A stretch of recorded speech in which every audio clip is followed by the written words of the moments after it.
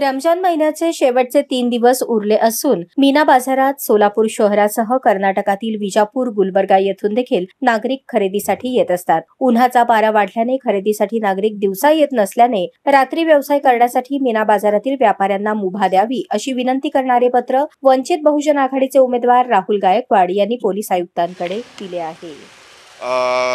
पवित्र महिना चालू आहे मुस्लिम समाजासाठी, रमजानचा महिना आहे। त्यामध्ये मीना बाजार जे आहे आपल्या सोलापूरमध्ये, तिकडं शेवटचे जे 3 दिवस आहेत तिकडचा जो बाजार आहे तो रात्रभर चालू राहावं ह्याची एक निवेदन इथं कमिशनर ऑफिसला आलो होतो द्यायला, आणि रिक्वेस्ट केली आहे की शेवटचे 3 दिवस रात्रभर बाजार चालू राहावा, एवढंच त्याच्यामध्ये उल्लेख आहे। काही नाही, ते म्हटले बघतो, ह्याच्यात बघूया काय होतं ते। त्यांना पण नियमाचं उल्लंघन करता येत नाही। आपण निवेदन द्यायचं काम केलं, लोकांची सोय व्हावं याचं काम केलं, पण शेवटी कायद्याच्या पुढे तर जाता येत नाही।